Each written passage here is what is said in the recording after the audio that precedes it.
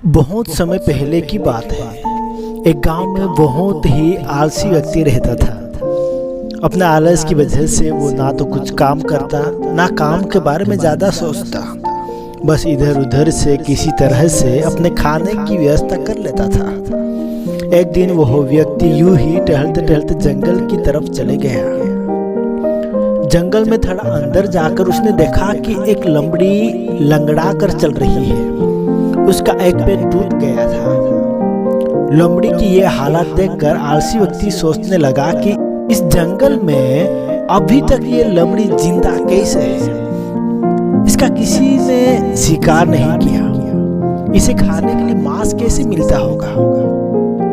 वह व्यक्ति लोमड़ी के पीछे पीछे चलने लगा ताकि उसे मालूम हो सके कि उसके खाने की व्यवस्था कैसे हो। तभी उस व्यक्ति को शेर की दहाड़ सुनाई दी।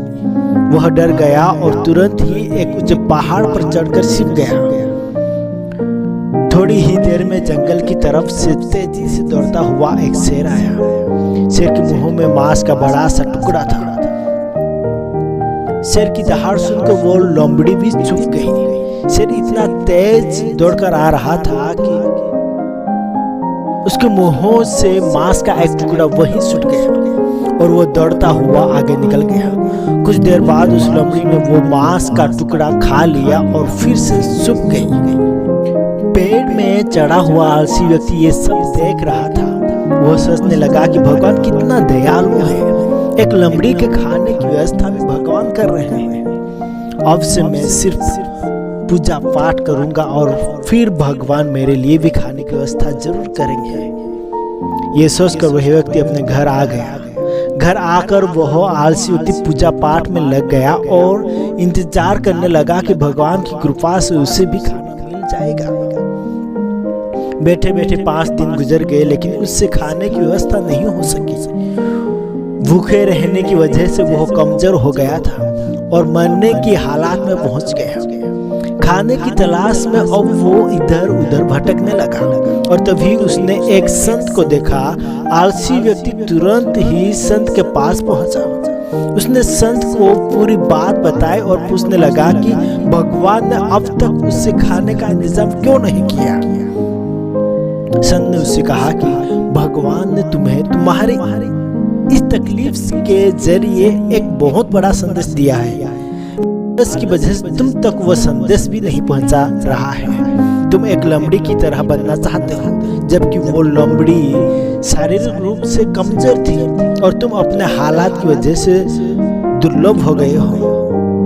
भगवान तुम्हें शेर की तरह बनाना चाहता है। तुम भगवान के भरोसे रहना चाहते हो और भगवान तुम्हें दूसरे की मदद करने वाला इंसान बनाना चाहते हैं। आलसी व्यक्ति को संत की बात समझ आ गई और उसके बाद उसने आलस से सड़कर और कर्म करने का फैसला किया।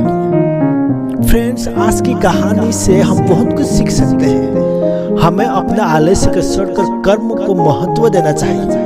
अपने आलस्य की वजह से ही हम जरूरी कामों को करना भी छोड़ देते हैं और सोचते हैं कि कोई दूसरा आएगा और उन कामों को पूरा कर देगा। हमें दूसरों पर निर्भर रहने वाला नहीं बल्कि दूसरों की मदद करने वाला इंसान बनने की कोशिश करनी चाहिए। भगवान भी ऐसे लोगों की मदद करता है जो दूसरों की मदद के लिए हमेशा तैयार रहते हैं। जीवन में आलस्य इंसान को हमेशा पीछे रखता है। आलस्य हमें उन कामों को करने से भी रोकता है जो हमारे लिए बहुत इम्पोर्टेंट होते हैं। आलस्य हमारी असफलता का सबसे बड़ा कारण होता है।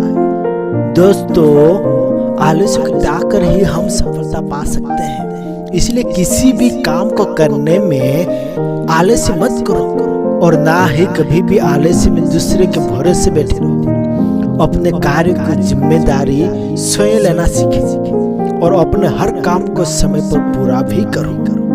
मुझे उम्मीद है आज की कहानी आप लोगों को जरूर अच्छी लगी होगी और आप उसको आपकी लाइफ में अप्लाई करने का सीखें।